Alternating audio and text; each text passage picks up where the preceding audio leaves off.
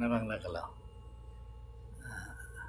সবারই হইল কপিলের মেয়ের জামাই রে, আর ওটা কপিলের মেয়ের জামাই শ্বশুর।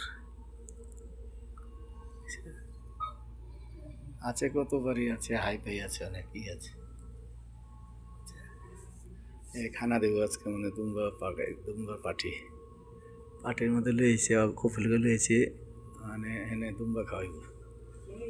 আর তা নামাজের পরে পাটি মানুষ معنا شوي شوي في عجة شوي الغبار رجع বাইরের সিস্টেম বাইরেছি।